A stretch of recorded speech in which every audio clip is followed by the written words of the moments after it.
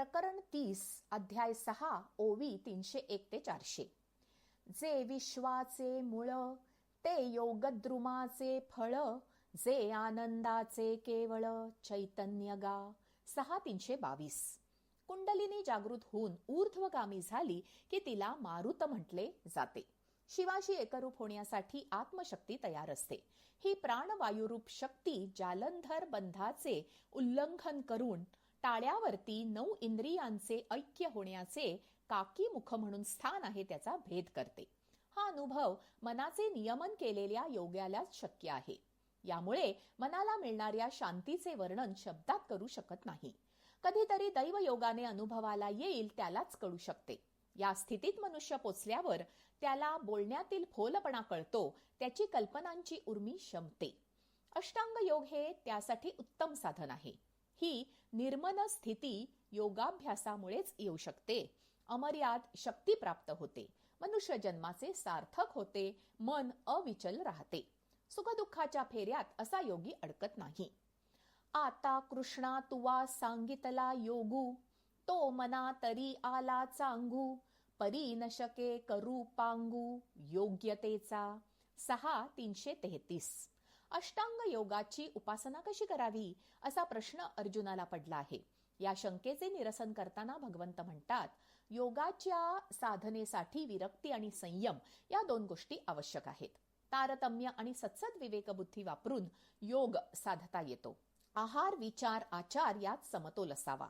खाणे निद्रा फिरणे बोलणे यात अतिरेक टाळावा. खाणे निद्रा फिरणे योग्य प्रमाणात आणि योग्य वेळी असावे. उपास खादाडपणा, जागरण अतिनिद्रा, अबोला अतिवाचाळपणा दोन्ही नसावे. सगळ्यात सुवर्ण मध्य साधायला हवा. अशा नियमित वागणाऱ्या साधकाला योग जमू शकतो. तरी पार्था हे झणे, सायास घेशी हो मने, वाया बागुल इये दुर्जने, इंद्रिये करीती. 6:361. माऊली म्हणतात, ज्याला योग साधायचा आहे त्याने कष्टाला प्रयत्नाला घाबरून चालत नाही. साधकाने यात खूप कष्ट आहेत असा मनाचा ग्रह करू नये. दुष्ट इंद्रिये प्रयत्नाचा उगाचच बाऊ करतात. जीव वाचवणाऱ्या औषधाला जीभ शत्रू समजते, कडू म्हणते. इंद्रियाचा निग्रह केल्यास योग सहज शक्य होतो. चित्त आवरल्याने आत्मसुखाशी ओळख होऊन टिकून राहणाऱ्या आनंदाची प्राप्ती होते. अशा शाश्वत आनंदाची प्राप्ती झाल्यावर इंद्रियांच्या भोगाची सुखाची ओढ नाहीशी होते. परी तोची योगू बापा, एके परी आहे सोपा, परी पुत्र शोकू संकल्पा, दाखविजे. 6:375. नाम हे अभ्यासाचे सोपे साधन आहे. नामाची गोडी लागली की नाम सोडून दुसरे काही करायची इच्छा उरत नाही. संकल्पाचा पुत्र जो काम म्हणजे विषय वासना ती नाहीशी करावी. वैराग्य आणि संयम या दोघांच्या मदतीने साधकाने अलिप्तपणा स्वीकारावा आणि परमेश्वराच्या चिंतनात मन रमवावे. इच्छा कमी झाल्या की मन देवाशी जोडले जाते. कोणताही योग हा नियमाने चिकाटीने प्रयत्नाने साधता येतो. तरी मी तव सकळ देही, असे एथ विचारू नाही, परी तैसेची माझा ठाई, सकळ असे. 6:391. सगळ्या चराचरात एकच चैतन्य भरून राहिले आहे.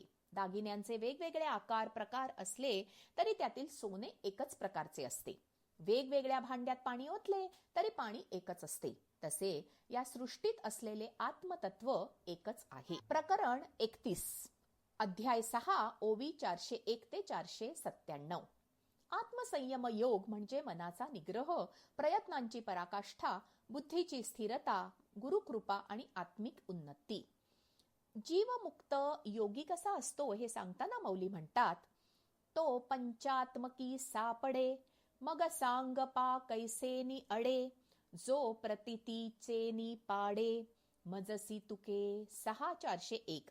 अनुभवाच्या योग्यतेने योगी भगवंताच्या बरोबरीचा ठरतो. तो पंचमहाभूतात्मक शरीरात जरी असला तरी तो शरीर भावनेत अडकत नाही.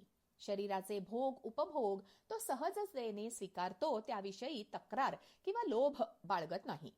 रामकृष्ण परमहंसांच्या आयुष्यातील एक प्रसंग आहे. रामकृष्ण अखेरच्या दिवसात खूप आजारी होते. विवेकानंद त्यांना होणाऱ्या वेदनेने खूप अस्वस्थ झाले. त्यांच्या मनात आले की आपले गुरु महान योगी अधिकारी पुरुष असताना इतक्या आजारी का आहेत, इतक्या वेदना त्यांना का होत आहेत. त्यांच्या मनातील विचार समजून रामकृष्ण हसले आणि म्हणाले, नरेन, तू अजूनही मी म्हणजे हा देह असेच समजतोस का. विवेकानंद चांगलेच खजील झाले. या अनुभवावरून सिद्ध पुरुष म्हणजे काय हे समजते. मी म्हणजे देह नाही असे वाचून बोलून काही उपयोग नसतो. शरीराकडे त्रयस्थ दृष्टीने पाहतो, उपभोगात अडकत नाही आणि भोगाने त्रासत नाही, सुखाने हुरळत नाही आणि दुःखाने निराश होत नाही. परिस्थिती असेल तशी आनंदाने स्वीकारतो तो खरा योगी. ज्ञान मिळवतो तो ज्ञानी आणि ज्ञान आत्मसात करतो तो योगी. ज्ञान मिळवणे एक वेळ सोपे आहे, पण ते आचरणात आणणे खूप कठीण आहे. त्यासाठी शारीरिक शक्ती आणि मानसिक बळ असावे लागते. एक वेळचे जेवण मिळाले नाही, जरा मनाविरुद्ध झाले, हवी असलेली गोष्ट मिळाली नाही की चिडणारी, रडणारी, ओरडणारी माणसे आजूबाजूला नेहमीच दिसतात. आसने, प्राणायाम, ध्यान धारणा असणारा अष्टांग योग माहीत असतो. भक्ती आणि कर्म करूनही सिद्ध मिळवता येते. आयुष्य, परिस्थिती, माणूस, घटना आहे तशी सहजतेने कुरकुर न करता स्वीकारण्याने योग साधता येतो. ही गोष्ट वरवर सोपी वाटत असली तरी आचरणात आणणे अवघड आहे. सिग्नलचा दिवा लाल झाला तर 2 मिनिटे थांबायलाही आपली चिडचिड होते. कोणी रागाने 2 शब्द बोलले तरी लगेच वाईट वाटते. राग आल्यावर समोरच्याचे नाते, वय न बघता अपशब्द बोलले जातात. माणसाला फार एकटेपणाही नको असतो आणि अति गर्दीही नको असते. पावसाचाही त्रास होतो, उन्हाळ्यानेही हैराण होतो. दुसऱ्याचे कौतुक करणे जीवावर येते, पण स्वतःचा मान राखला जावा अशी अपेक्षा असते. जबाबदारी टाळली जाते आणि हक्क भांडून मिळवले जातात. या साध्या वाटणाऱ्या गोष्टींपासून सुरुवात करून मनावरचे दडपण, त्रास कमी करून आयुष्य सुसह्य करू शकतो. जे निरोधले घे उवावो, जया संयमुची होय सावावो, ते मन आपुला स्वभावो, सांडिलकाई. 6:416. अर्जुन म्हणतो, ज्याला आवरले असता ते जास्त उसळते, ज्याला निरोधच सहाय्य करतो, ते मन आपला स्वभाव टाकील काय? अर्थात नाही. मन स्वभावतः चंचल असते. ते स्थिर राहत नाही, शांत बसत नाही, उलटसुलट विचार करून बुद्धीलाही भ्रमात टाकते. भल्या भल्या माणसांना मोहात आणि संकटात टाकणारे मन ताब्यात ठेवणे हे मोठे कठीण कर्म आहे. यावर भगवंत म्हणतात, ज्याने अभ्यास करायचा निश्चय केला आहे त्याने मन आवरता येत नाही अशा पोकळ सबबी देऊ नयेत. काही साध्य करायचे असेल तर निर्धार करायला हवा. मन चंचल असले तरी त्याला ज्याची गोडी लावू त्यात ते रमते. महत्व पटले तर शांत बसते. प्रयत्न करायला हवा. हा आता आघवे या जन्मा, तुझे प्रसादे पुरुषोत्तमा, योग परिचयो आम्हा जाहला आजी. 6:429. कृष्णाच्या मुखातून योगाविषयी माहिती ऐकून अर्जुनाला आनंद झाला, पण त्याच्या मनात शंका आली की योगाभ्यास पूर्णत्वाला पोचायच्या आधी जर मृत्यू आला तर अशा योग्याचे काय होते? त्याचा पुढचा जन्म कसा असतो? या जन्मात केलेला अभ्यास विसरला जातो का? ऐसी निज पुण्याची या जोडी, वाढिन्नली सर्व सुखाची कुळवाडी, तिये जन्मे तो सुरवाडी, योगच्युतू. 6:448. या शंकेचे निरसन करताना भगवंत म्हणतात की योगाभ्यास पूर्ण होण्याआधी शरीर सोडावे लागले तर अशा साधकाचा पुण्यवान सत्शील घराण्यात जन्म होतो. त्याच्या साधनेसाठी पोषक वातावरण मिळते. आधीच्या जन्मात केलेली साधना वाया जात नाही. तो अभ्यास त्याला आठवतो. जिथपर्यंत त्याने साधना केलेली असते तिथून पुढे त्याची वाटचाल सुरू होते. बैठक, ध्यान सहज जमू लागते. त्याचा उपासनेकडे उपजत कल असतो. बुद्धी स्थिर असते, मन शांत असते. भावनेत तो फार वाहून जात नाही, सिद्धीच्या मागे लागत नाही. पूर्वजन्मात तयार झालेली बुद्धी त्याला अनुकूल असल्यामुळे तो सर्व विद्या सहज आत्मसात करतो. सर्व शास्त्रे आपोआप त्याच्या मुखातून निघतात. आयुष्य सुखकर होण्याकरिता प्रत्येकाने योगाची उपासना करायला हवी. हा मार्ग निश्चित यशाकडे, समाधानाकडे नेणारा आहे. योगाने जी शक्ती मिळते ती चिरंतन टिकते. परी ते मनाचा कानी ऐकावे, बोल बुद्धीचा डोळा देखावे, हे साटो वाटी घ्यावे चित्ताचिया.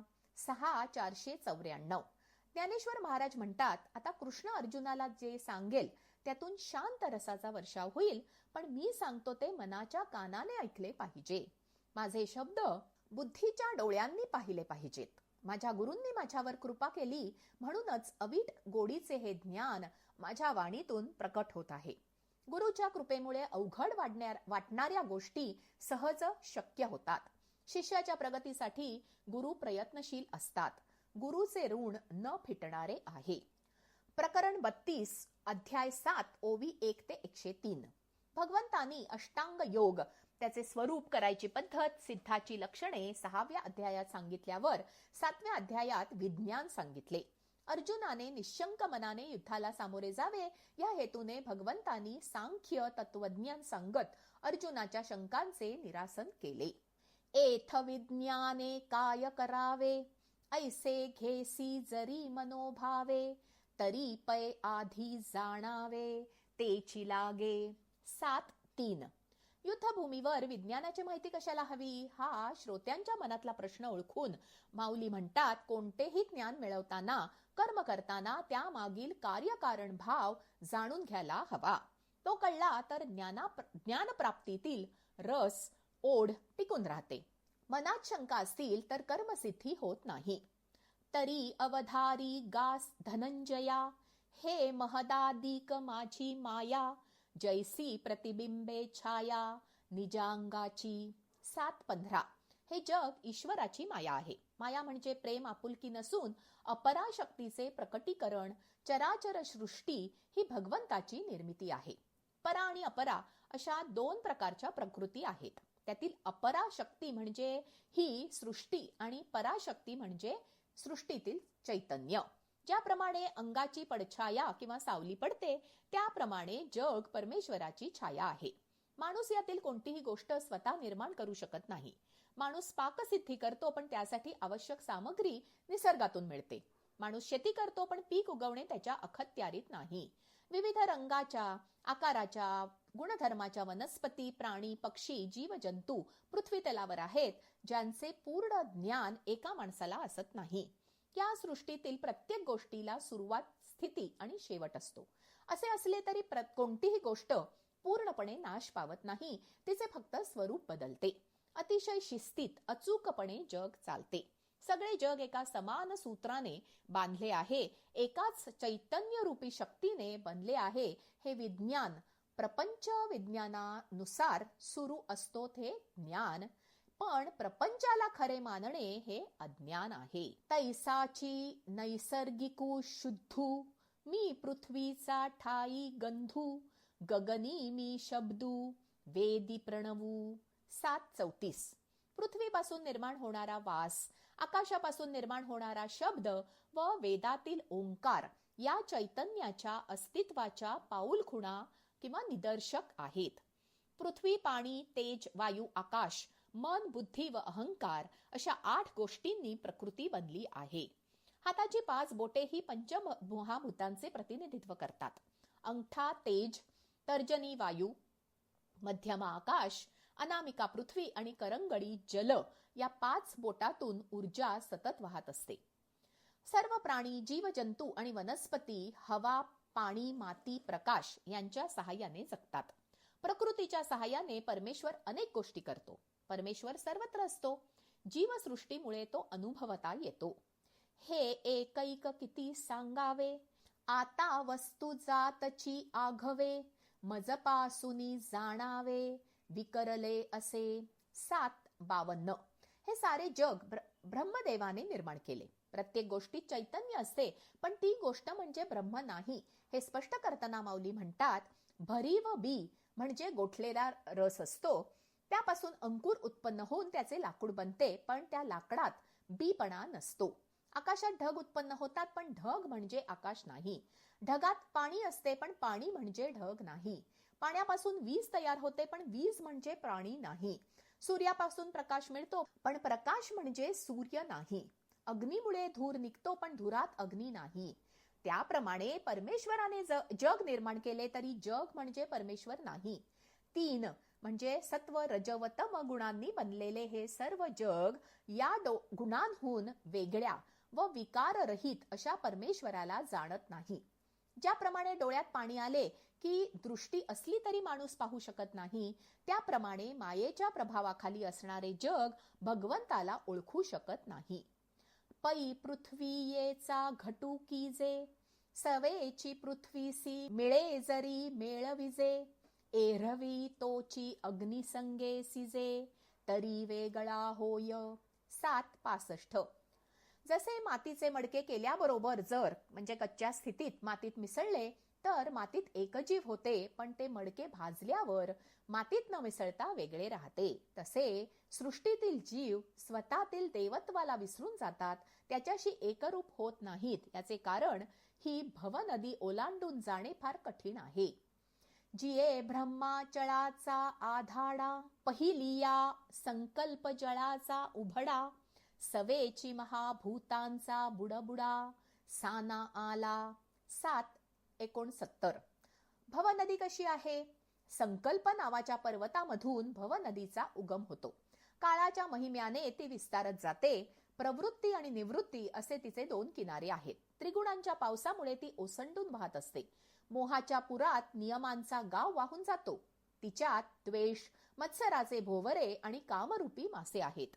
प्रपंच, संसार, व्यवहार नामक ओढा तिला येऊन मिळतो, जो सुख-दुःख रूपी गाळ वाहून आणतो.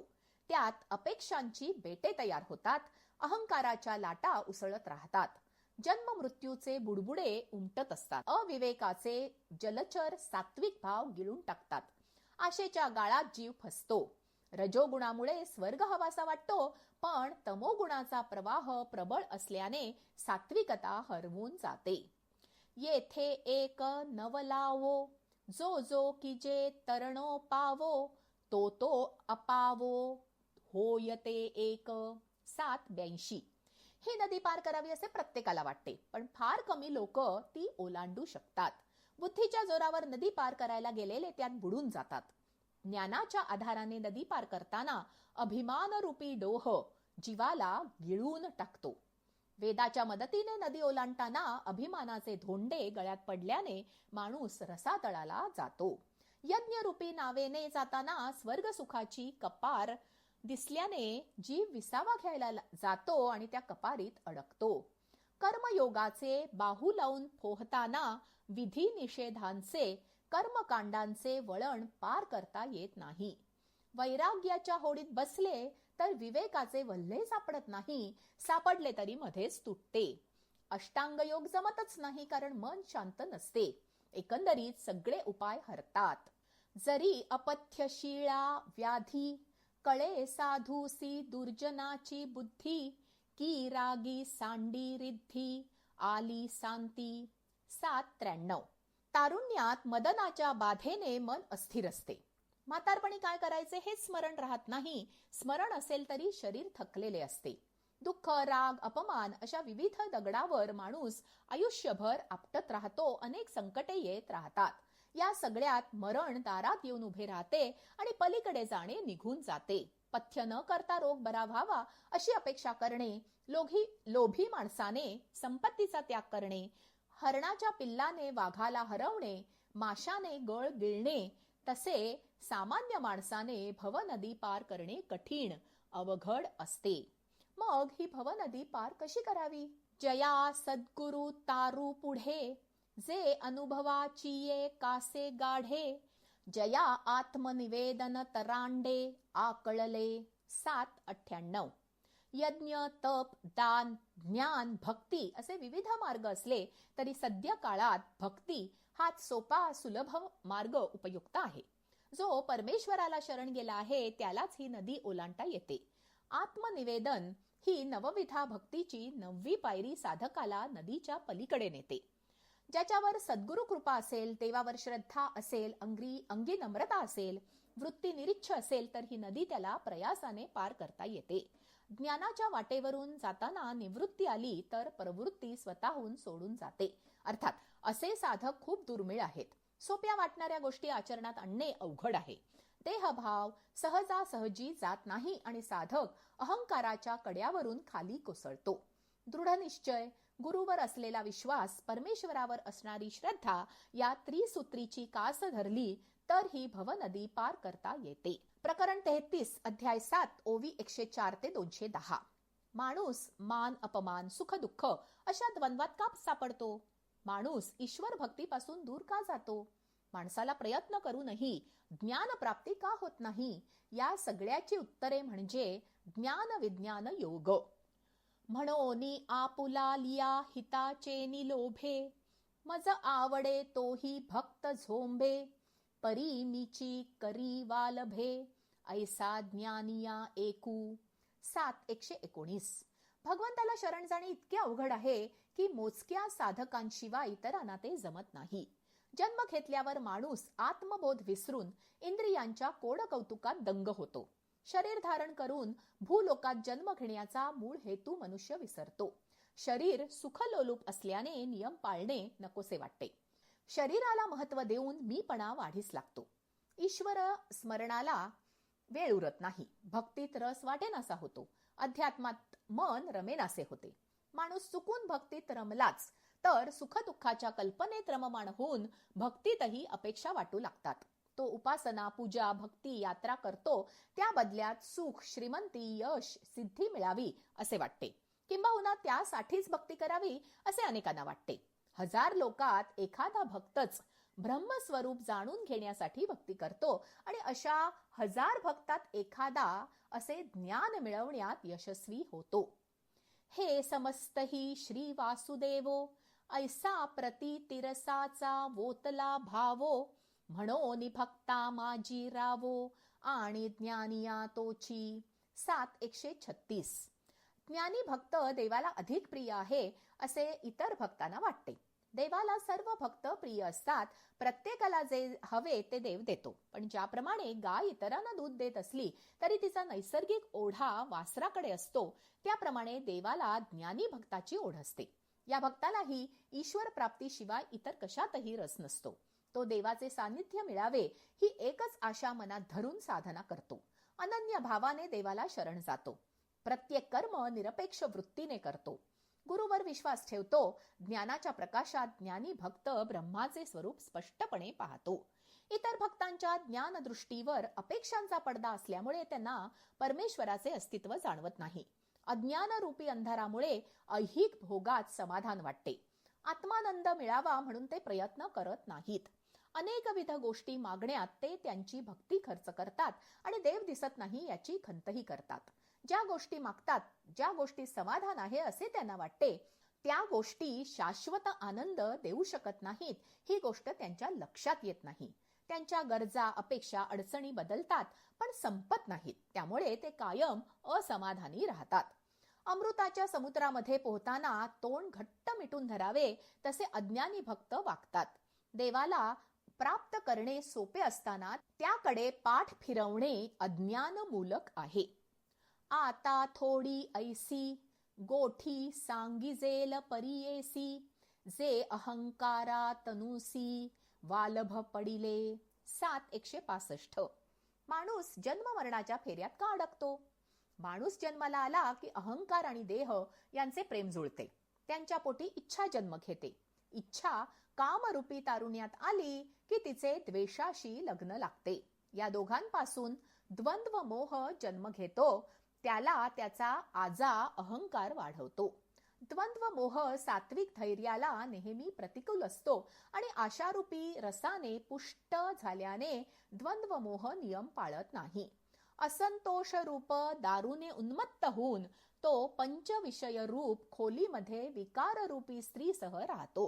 द्वंद्व मोह अंतःकरण शुद्धीच्या वाटेवर विकल्परूपी काटे पसरतो आणि नंतर निषिद्ध कर्माचे आडमार्ग खुले करतो. अशा प्रकारे संसार रूपी अरण्यात हरवून मोठ्या मोठ्या दुःखाच्या दांडक्याने बडवला जातो. मरण येते तेव्हा संचिताचे गाठोडे जमा झालेले असते आणि माणूस पुन्हा जन्माला येतो. स्वस्वरूपाला न जाणल्यामुळे दुःख, अपेक्षाभंग, निराशा, याचना, वंचना, वेदना यांनी आयुष्य नकोसे वाटते. जया जाणीवेचेनी वेगे, मी अधियज्ञू दृष्टी रिगे, ते तनुचेनी वियोगे विरहे नभती. 7:181. ज्यांना ज्ञानाच्या जोराने अधियज्ञ अनुभवास येतो ते पुरुष शरीराच्या वियोगाने दुःखी होत नाहीत. स्वतःच्या अंतःकाळीही ते भगवंताचे स्मरण करतात. सामान्य माणूस इतरांच्या मरणकाळच्या वेदना बघून दुःख करतो, पण स्वतःच्या मरणाचे ते स्मरण ठेवत नाही आणि अमर असल्यासारखा वागतो. अनाठाई संग्रह करतो, लोकांची मने दुखवतो, मान अपमानाच्या पोकळ कल्पना करतो, अति मजा किंवा कष्ट करतो. मजा करणारा कष्टाला घाबरतो, कष्ट करणारा कमावलेल्या संपत्तीचा उपभोग घेत नाही. दोन्ही गोष्टी समतोल न राखल्याने आयुष्य त्रासदायक होते. तिये अवधान द्यावे गोठी, बोली जेल नीट मराठी, जैसी कानाचे आधी दृष्टी, उपेगा जाये. 7:206. माणसाला दिसते आधी आणि ऐकायला नंतर येते. भगवंत तळमळीने सांगत असले तरी अर्जुनाला समजायला अवघड गेले. माणसाला ऐकताना सगळ्याचे आकलन होतेच असे नाही. कानावर शब्द पडत असले तरी त्याचा अर्थ बुद्धीला लगेच कळत नाही. ज्ञान, विज्ञान आणि अज्ञान समजून घेताना अर्जुनाला ब्रह्म, अध्यात्म, कर्म आणि अधिभूत जाणून घ्यायची ओढ लागली. म्हणून अर्जुनाने कृष्णाला अधिदैव, अधिभूत आणि अधियज्ञ या 3 गोष्टी सावकाश आणि विस्ताराने सांग अशी विनवणी केली. माऊली म्हणतात, भक्तांचा कैवारी परमदयाळू वासुदेवाने अर्जुनासाठी रसाळ वाणीतून या सगळ्यांचा अर्थ सांगितला. गुरूंच्या कृपेने श्रोत्यांना या गोष्टी कळाव्यात म्हणून मराठीतून सांगत आहे. याचा फायदा करून घ्या आणि नीट लक्ष देऊन ऐका. ज्ञानचक्षु उघडले की आपोआप त्रास, भीती, दुःख नाहीसे होतात. अज्ञानामुळे माणसाला परिस्थितीचे आकलन होत नाही आणि तो निराशेच्या गर्तेत सापडतो. परिस्थितीचा, सत्याचा स्वीकार आणि पूर्ण शरणागती म्हणजे देवाचे अधिपत्य मानणे हेच सुखाचे रहस्य आहे. प्रयत्नातील सातत्य, गुरुवरील अढळ विश्वास आणि निरपेक्ष कर्म या त्रिसूत्रीची कास धरून ज्ञानाचा सोपान चढता येतो, हे 7व्या अध्यायाचे सार. प्रकरण 34, अध्याय 8, ओवी 1 ते 90. जय कृष्णाचे या होईजे आपण, कृष्ण होय आपुले अंतःकरण, तै संकल्पाचे अंगण, वोळगती सिद्धी. 8:10. कृष्णाची अनन्य भक्ती केल्यावर अंतःकरण कृष्णमय होते आणि मनात असेच विचार येतात जे पूर्णत्वास जातील. अर्थात कृष्णाचे अर्जुनावर अमर्याद प्रेम असल्याने त्याचे मनोरथ सिद्धीस जातील यात आश्चर्य नाही. अर्जुन हा जणू कृष्णरूपी कामधेनूचे वासरू आहे आणि तो प्रेममय कल्पतरूच्या मांडवाखाली उभा आहे. श्रीकृष्ण रागवून ज्याचा वध करतात त्यास ब्रह्माचा साक्षात्कार होतो, पण ज्याला प्रेमाने उपदेश करतील त्याला ब्रह्म साक्षात्कार होईल यात शंका नाही. प्रेम ही अशी गोष्ट आहे की जी उपजत, आंतरिक, निरपेक्ष असते. त्यात विश्वास असतो, ते मागून मिळत नाही, शोधून सापडत नाही, सांगून कळत नाही. ब्रह्म म्हणजे काय? भगवंत म्हणतात की ज्या शक्तीपासून सारी सृष्टी निर्माण झाली ते ब्रह्म. या सृष्टीतील सारे चराचर म्हणजे अधिभूत. या जीवात जे चैतन्य असते ते अधिदैव. सृष्टीतील जीवांकडून जे कार्य केले जाते ते कर्म.